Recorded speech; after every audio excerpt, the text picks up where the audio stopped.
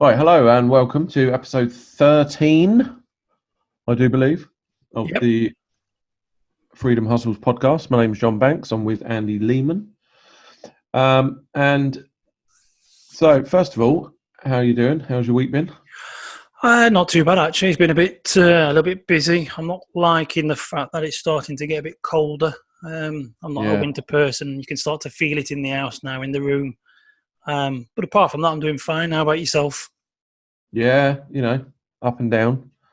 Um, Mm. in this strange world again, we sort of entering into another bit of like a sort of lockdown 2.0 as it is.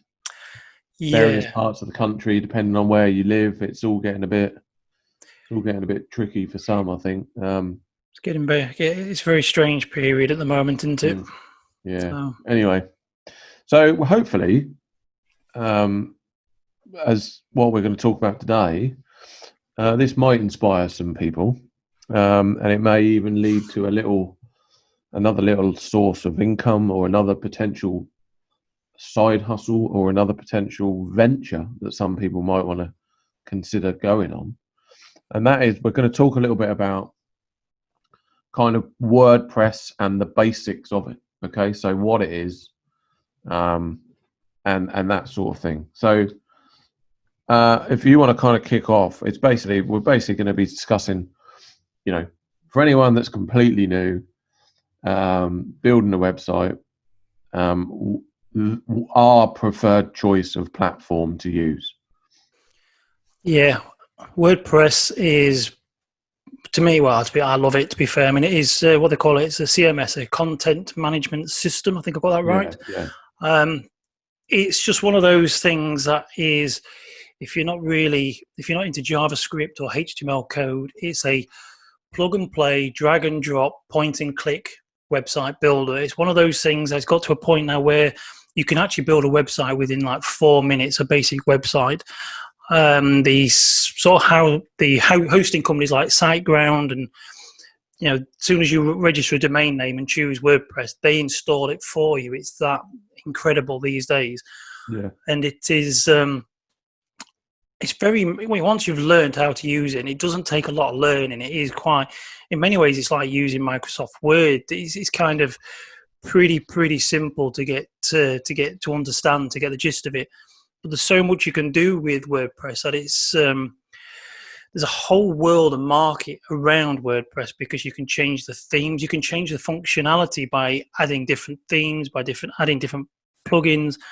But yeah, it's perfect for everything from basically a standard blog to a shopping cart style website to a membership website that you've got uh, sales letters. There's everything that you can do with yeah, WordPress. yeah. It's just an incredible tool. So I think, yeah, I mean, you touched on it then, I think, didn't you, when you said about a blog? I mean, I think primarily that was kind of the main sort of reason behind it, I think, wasn't it? Like It when they was, kind yeah. so when we say blog, I mean, and that's kind of like for people that want to, I mean, it could have been, when people were doing things like, they might have wanted to document a journey on something, or they might have wanted to start, even if it was for personal reasons, like they wanted to just maybe start jotting down some food recipes or anything like this. And they could have basically, you could have essentially, like Andy says, you could have set it up on a WordPress, um, on a WordPress sort of platform, which all the hosts nowadays, well, the majority of the web hosting companies these days, will offer WordPress as an option. And then with regards to the blog, I mean, that literally then becomes a place where you can almost just log in, write your post or your article or your recipe, or your diary entry, if you like, for that particular day or week or month. um, and the great thing about WordPress is it'll order it, won't it? It'll put it in like a chronological order, so it'll already be, you Yeah. don't got to mess around with that. It'll already put it in its chronological date order. I So as think your site grows and you end up with 100 posts, you'll yeah. already be able to organize it in such a way. You can put categories on, you can organize by date, obviously naturally it will do. You can put tags on posts, so you can organize them that way. And for me, that was kind of my little entry into it. Was when I built my first website. It was basically a blog, and all I was doing, didn't really care what it looked like, but it became a place where I could just share my thoughts on stuff. And before you know it, these type of things, they start ranking in Google, and you're able to share them and cross social, and so it's a really great platform for that. My entry into WordPress was slightly different. If I remember rightly, WordPress was an open source equivalent to Google Blogger, because you remember Blogger by Google was Google Blogger, it was for blogging purposes. Like you say, the idea was it was chronological, so you go on there and you could write your thoughts or whatever it was. So it was just an online diary for certain things. Well, my first introduction to that was when I was selling T-shirts on eBay. I had a website. A friend of mine had a hosting company, so he built this website, and we were selling T-shirts through it. And I was learning and playing around with a WYSIWYG sort of website builder, and he just said, if you're struggling, why don't you try WordPress? So I did a little bit of research into it, and I knew it was a blogging platform, but my real initial sort of introduction to it was through an internet marketing course, and they were using it not necessarily as a blog, but as a platform for building their sales pages. There was a blog part in it, but then that's when I started to realize how it has grown from being just a blog. There's lots of websites you go and have a look at now that you'll look at them and you wouldn't even realize it was WordPress.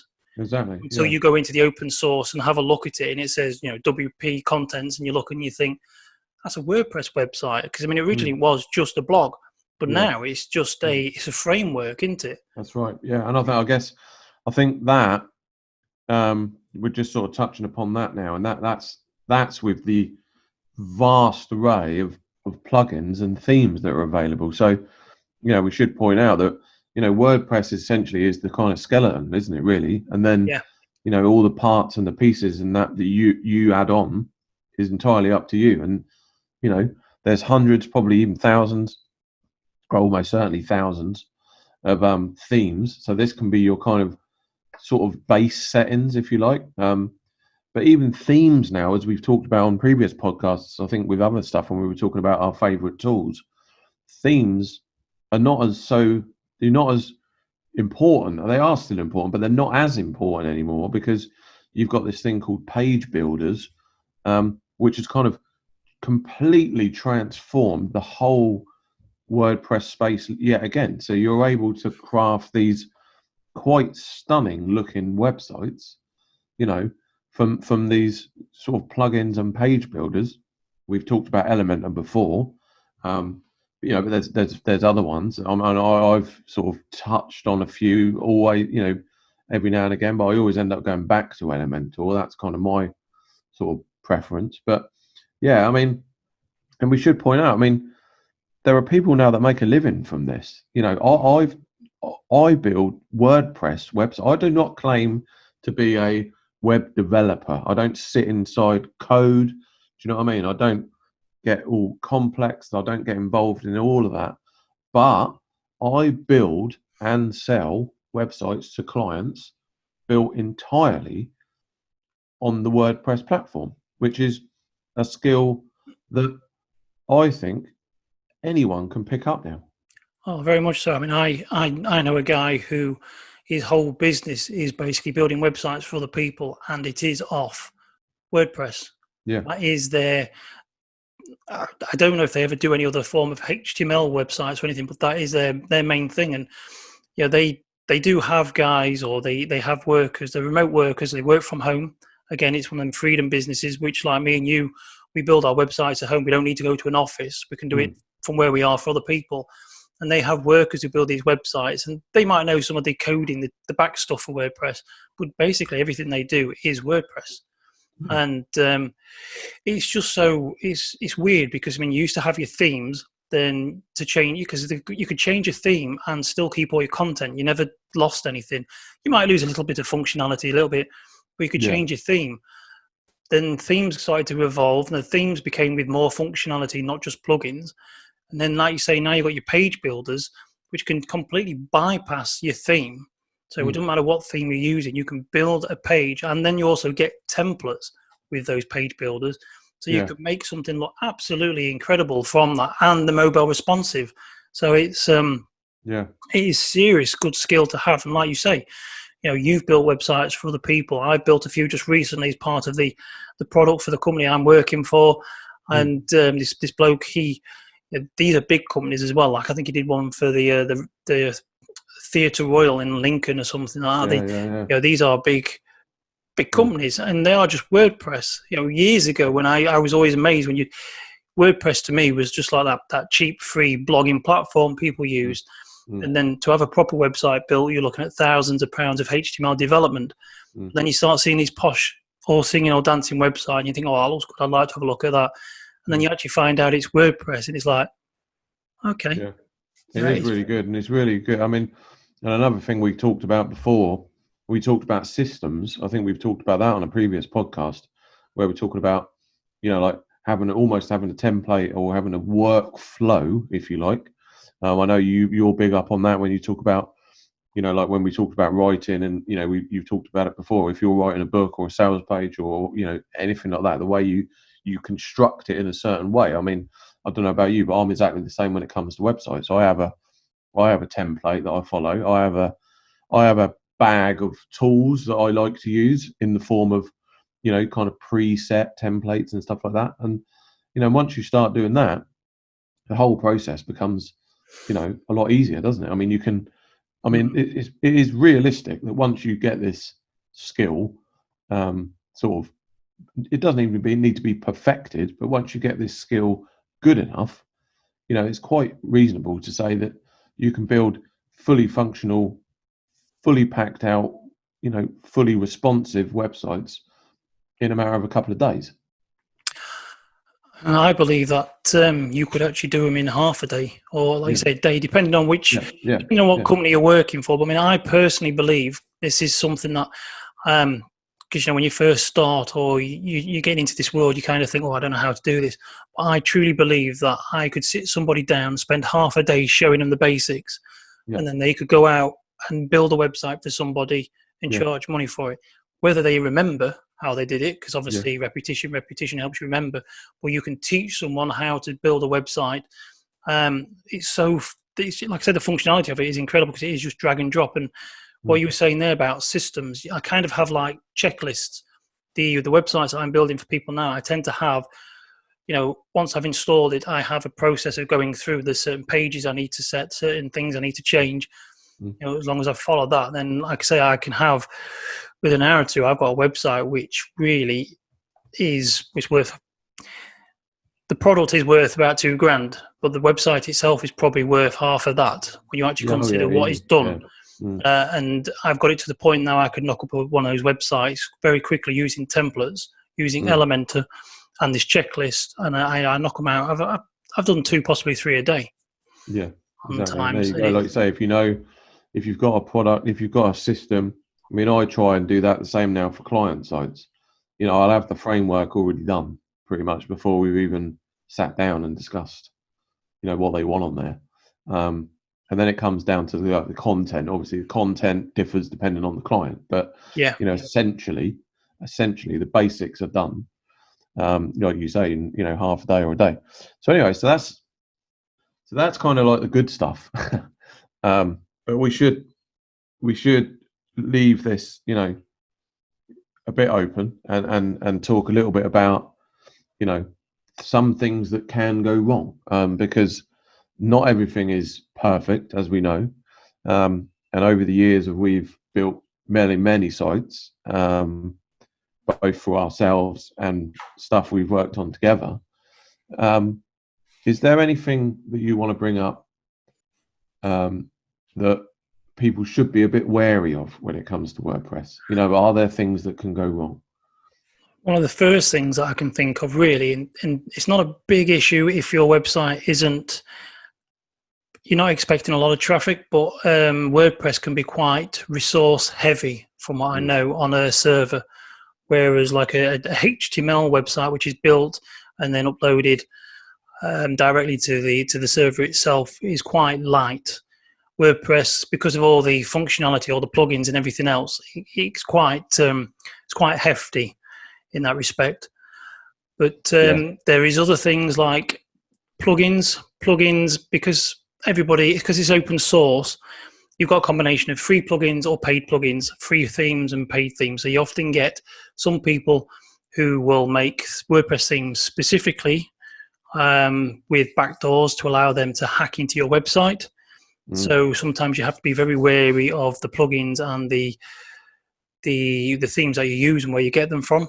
So that could be the worst one. I've had a website hacked many years ago. I went to it and I was looking, thinking, what on earth's all that all over my website? I think it was all sort of Russian or Chinese or something, or every page was filled and it had been injected by some sort of code through, I think it was the Tim Thumb, I think they called it. Right. And many years ago. There was a flaw in a plugin. So I had to get the hosting to remove it and change it. Yeah. But yeah, I mean, that's the main thing is, and I suppose security is the other. You've got to make sure your passwords are pretty safe, because every WordPress website goes through the same login page, doesn't it?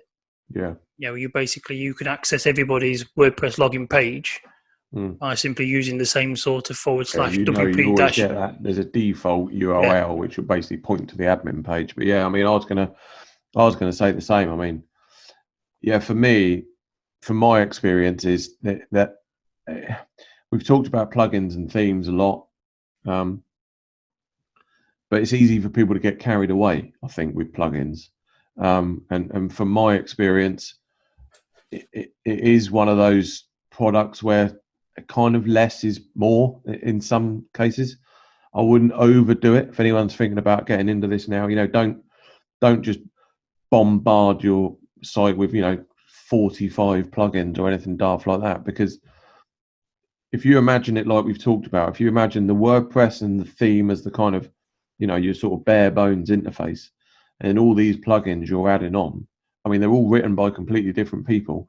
There will be a certain a certain level of quality and the code will have to adhere to before it's released, but they're all written by different people. So a lot of these plugins, they don't necessarily work together.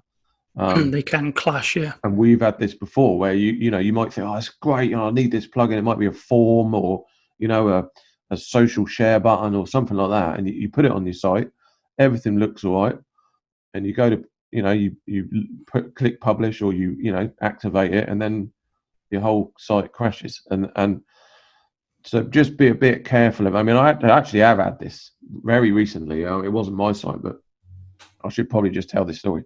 We had a guy around recently who was doing a bit of work on our house, and while he was in, I was talking to the guy. He was just like a local tradesman, and he was saying, I was talking to him about websites. I always ask people if they've got a website, because then if they haven't, then I might be able to sort something out for them. And this guy said, yeah, I've got a site, this, that, and the other. And but he said, oh, it's down, it's not working, it's crashed or something. And I said, what? So I said, if you want, let me have a look at it. So anyway, cut a long story short, it was built on Word. If it wasn't WordPress, then I probably wouldn't have had a look at it. But first of all, it was built on WordPress. He didn't know any of his passwords or anything, which is a bit of a pain.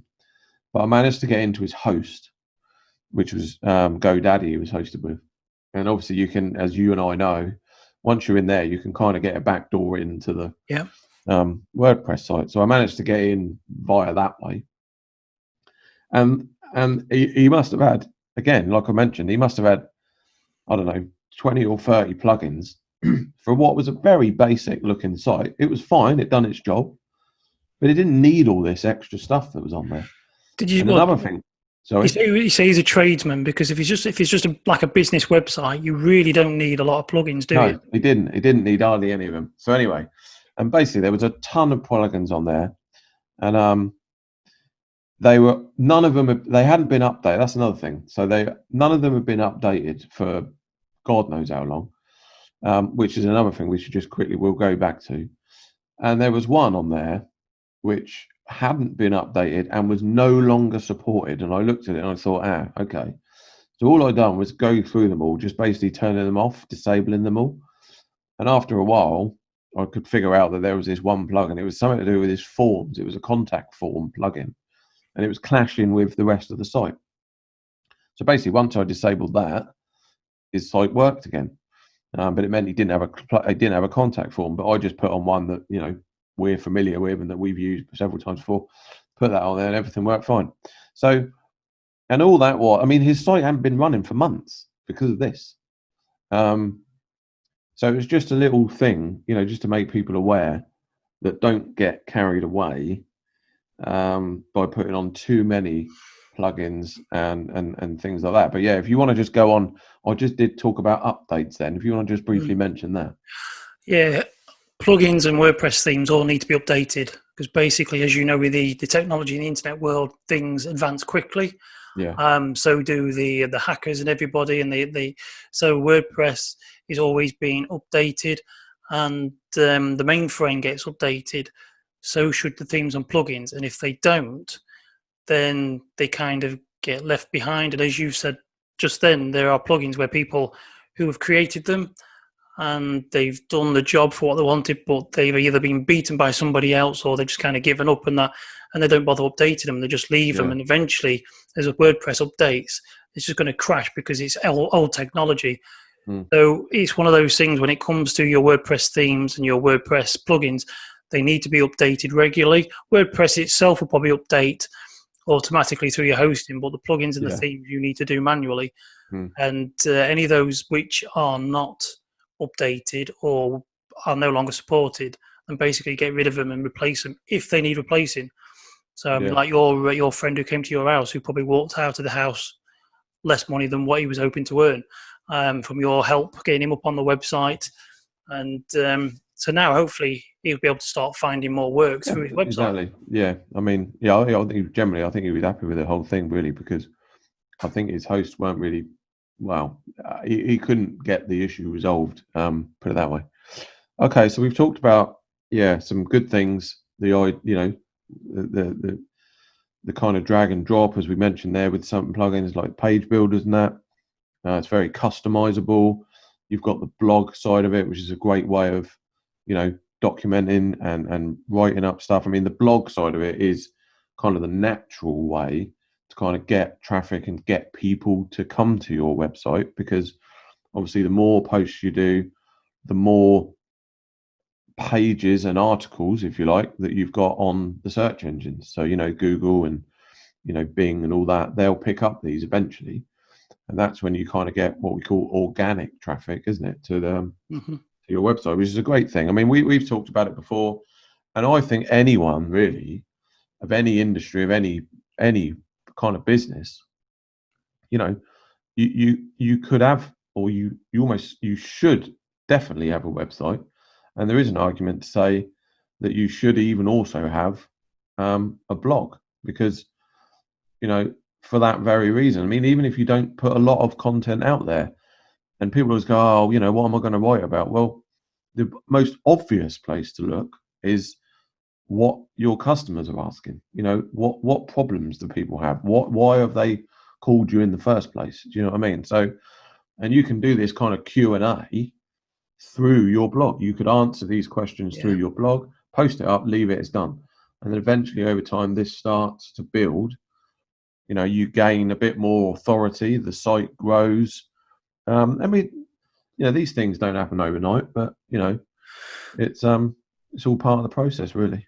Well, some of the things that I would like to say about WordPress is, just sort of echoing what you're saying there. A blog, the more content you add to a blog, if you link, you've got internal links from one article to the other.